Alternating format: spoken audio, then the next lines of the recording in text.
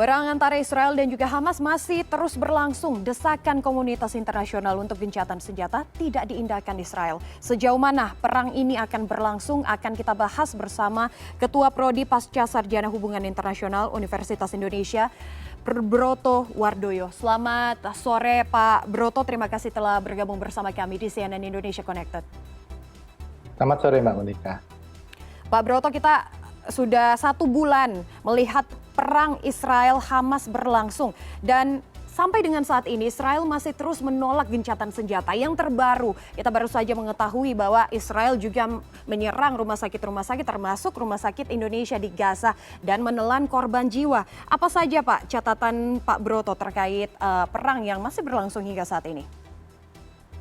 Ya, sebetulnya kalau dilihat dari karakter perangnya, karena ini perang skala kecil ya, memang biasanya perang skala kecil itu waktunya panjang. Ya. Dia memang butuh endurance yang sangat kuat. Gitu. Jadi artinya ekspektasi kita sebetulnya konflik ini atau perang yang terjadi di Gaza ini akan berlangsung dalam rentang waktu yang relatif lama. Itu yang pertama. Kemudian yang kedua, kalau kita lihat secara pola sebetulnya ground invasion atau invasi darat terakhir, operasi militer darat terakhir yang dilakukan Israel itu di tahun 2014. Jadi artinya memang jedanya relatif panjang dari yang sekarang. Padahal operasi militer darat itu biasanya dilakukan oleh Israel untuk memangkas kekuatan Hamas. Jadi dari situ bisa kita bayangkan tentu dalam rentang waktu yang panjang dari 2014 sampai 2023 itu kemampuan tempurnya Hamas sudah meningkat dengan sangat tajam. Sehingga untuk memangkas hal tersebut tentu juga akan perlu usaha yang luar biasa dari Israel, ya termasuk berakibat pada panjangnya konflik ini. Baik Pak Broto, ini menarik. Kita tentunya berharap segera terjadi gencatan senjata, perang segera berakhir. Tapi tadi Anda menyebutkan bahwa prediksinya, analisa Anda bahwa ini akan terjadi relatif panjang. Sepanjang apa Pak? Seberapa lama kalau dari analisa Anda ini maksudnya rentangnya yang panjang, relatif panjang? Iya. Kalau sampai saat ini yang bisa kita pahami kan Israel menghendaki beberapa poin termasuk mengeliminasi kekuatan-kekuatan Hamas ya. Salah satu yang secara tegas dikatakan secara berulang oleh Bibi Netanyahu ataupun pimpinan-pimpinan IDF, militer Israel kan mereka ingin menghancurkan jejaring terowongan yang ada di Gaza. Nah problem kita adalah tidak ada informasi yang jelas mengenai seberapa besar sebetulnya atau seberapa ekstensif jejaring terowongan tersebut. Bisa saja apa yang dikatakan Israel itu benar, tapi bisa saja apa yang dikatakan Israel itu salah, klaim yang mereka lakukan itu. Nah kalau kita bicara dalam konteks mereka ingin menghancurkan jejaring terowongan tersebut, tentu periodenya tidak akan bisa dilakukan dalam jangka waktu yang pendek. Jadi artinya operasi darat yang dilakukan dari tanggal 28 sampai sekarang belum akan cukup ya. Dan operasi darat itu biasanya untuk menghancurkan hal-hal semacam itu dia pasti akan mendapatkan perlawanan juga dari Hamas. Jadi artinya ya mungkin bisa sampai akhir tahun kita masih akan melihat gejolak-gejolak seperti ini. Tapi semoga sih tidak sepanjang itu ya. Yang perlu kita pahami kan sebetulnya untuk melihat apa sih sebetulnya ekspektasinya militer Israel kalau dia mau diturunkannya sampai di mana, apa yang bisa kemudian akan membawa mereka merasa bahwa operasinya sudah cukup berhasil dan seterusnya.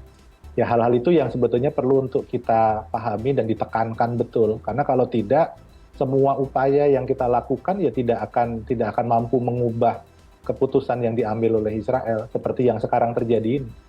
Nah berarti itu intinya, tapi Pak, ini upaya-upaya yang dilakukan oleh pihak forum-forum dunia sudah begitu banyak ya Pak, seperti Dewan Keamanan PBB akhirnya menyerukan jeda kemanusiaan setelah 2 kali kemarin gagal menghasilkan resolusi gencatan senjata. Tapi akhirnya ini pun ditolak oleh pihak Israel. Jadi sebenarnya bagaimana Pak ini supaya bisa mendapatkan titik temu yang seperti tadi Anda sampaikan supaya kita tidak melihat perang yang semakin berkepanjang? Iya, kan yang kita bisa lihat dari perilakunya Israel belakangan ini ya, dari sejak awal terjadi serangan tanggal 7 Oktober itu, ada beberapa hal yang konsisten disampaikan sebetulnya oleh Israel. Salah satunya kan, mereka ingin mengeliminasi Hamas. Kemudian yang kedua, mereka akan mengembalikan seluruh sandera yang dibawa oleh Hamas. Nah, hal-hal itu sebetulnya menurut saya menjadi kata-kata kunci yang harus kita pertimbangkan. Karena kalau kita melihat dari sisinya Netanyahu, secara ideologis Netanyahu itu memang kanan jauh. Kanan jauh itu ultra kanan, ultra nasionalis. Jadi ruang untuk negosiasi bagi dia itu kecil sekali. Itu yang pertama. Kalau kita ingin ada perubahan, paling memungkinkan adalah ada perubahan di dalam politik domestiknya Israel. Dan kalau kita menghendaki perubahan dalam politik domestiknya Israel, itu artinya kita harus mendorong kelompok-kelompok yang moderat itu untuk lebih berani lagi, untuk lebih tampak, untuk punya kekuatan politik. Nah, ini yang menurut saya seharusnya dilakukan, tapi dalam konteks kita saat ini kan fokusnya tidak ke arah itu ya. Kita cenderung melihat bahwa Netanyahu solid dan seterusnya, padahal kalau menurut saya sebetulnya secara politik di dalam dia tidak terlalu kuat. Ya. Jadi itu yang harusnya dikapitalisasi. Karena kalau kita menekan Netanyahu ya dia akan menekan balik. Jadi model yang dia lakukan selama ini kan seperti itu. Nah, baik Pak, itu terkait dengan bagaimana Benjamin Netanyahu orangnya seperti itu. Tapi Pak, kalau kita melihat warga Israel juga saat ini sempat melakukan unjuk rasa dan juga mendesak Benjamin Netanyahu untuk mundur. Sebenarnya Pak, bagaimana situasi dalam negeri Israel sendiri? Bagaimana warga Israel sebenarnya memandang perang ini dari sisi warganya, bukan dari pihak pemerintahnya atau Benjamin Netanyahu-nya sendiri? Ya, sebetulnya kalau di dalam publik Israelnya sendiri suaranya beragam. Jadi memang ada kelompok-kelompok yang menghendaki supaya perang itu segera dihentikan. Ada beberapa kelompok yang merasa bahwa kalau kita mau berdamai atau kalau mereka mau mendapatkan keamanan, maka mereka harus berdamai dengan Palestina. Tapi problemnya adalah kelompok-kelompok ini tidak pernah punya suara politik yang kuat. Karena biasanya mereka tidak aktif di dalam politik. Sementara yang aktif di dalam politik adalah kelompok-kelompok garis keras, atau para imigran yang baru datang itu concern utama mereka tentu kan mendapat penghidupan yang lebih baik ya. Sehingga mereka akan terlibat secara aktif di dalam politik dan mereka diwadahi oleh kelompok-kelompok sayap kanan atau kelompok-kelompok ultra ortodoks di dalam politik Israel. Nah, saya selalu merasa bahwa suara dari kelompok-kelompok yang moderat tadi yang menghendaki supaya Netanyahu itu mundur, menghendaki supaya Israel menghentikan kekerasan, itu yang harusnya diperkuat. Jadi amplifikasi kita harus dilakukan ke sana. Jadi menurut saya sih itu salah satu yang paling visible untuk dilakukan. Baik, berarti itu cara sebenarnya untuk menghentikan perang secara diplomatik juga ya Pak Broto. Tapi Pak Broto pertanyaan terakhir, dengan situasi terkini perang di Gaza ini, apakah ini bisa disebut sebagai puncak dari konflik Israel-Palestina yang sudah berkepanjangan ini? Apakah akan menjadi game changer konflik Israel-Palestina? Dan mungkin Pak Broto, apakah terwujud solusi dua negara atau kemungkinan terburuknya itu apa Pak? Ya, kalau dalam konteks saat ini yang bisa kita pahami sebetulnya di balik perang itu biasanya kemudian nanti akan ada solusi damainya. Ya, yang kita belum tangkap adalah belum ada tawaran apapun dari Israelnya dan dari Palestina juga belum ada tawaran apapun. Artinya kan ini dua pihak masih merasa bahwa solusi yang mereka kedepankan baik itu Israel ataupun Hamas dengan kekerasan itu menjadi solusi yang paling baik. Yaitu yang pertama. Apakah ini akan menjadi puncak dari hubungan kedua pihak? Menurut saya tidak. Selama kita tidak melibatkan Hamas di dalam negosiasi, kemudian kita tidak bisa memaksa Israel untuk duduk dalam meja perundingan, maka konflik semacam ini akan terus ada.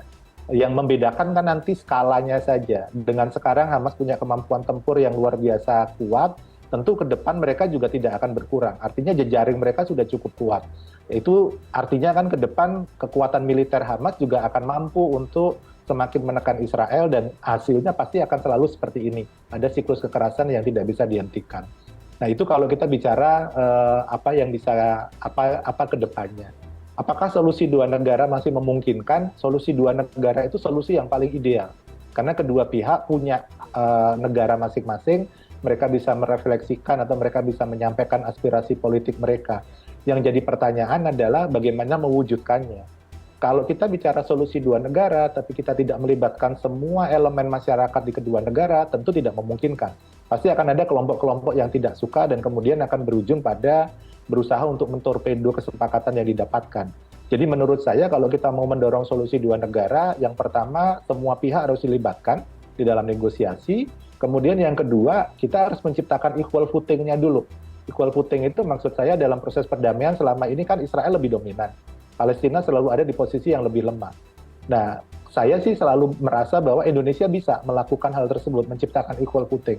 Indonesia membangun jejaring dengan negara-negara lain yang like-minded, negara-negara Arab, kemudian kita juga bisa mendorong Amerika Serikat dan yang lain. Kan selama ini kita terlibat dalam kelompok kuartet, tapi kan kelompok kuartet itu terlalu lebar sebetulnya, banyak sekali yang terlibat di sana. Jadi mungkin aliansinya bisa diperkecil dan di situ kita bisa memainkan peran untuk membuat supaya Israel itu tidak selalu bisa seenaknya lah di dalam proses negosiasi. Baik Pak. Kita semoga segera melihat solusi terbaik untuk menghentikan siklus kekerasan yang terjadi antara Israel dan juga Hamas yang menelan korban jiwa. Terima kasih Ketua Prodi Pasca Sarjana Hubungan Internasional Universitas Indonesia, Pak Broto Wardoyo telah bergabung bersama kami di CNN Indonesia Connected. Salam sehat Pak.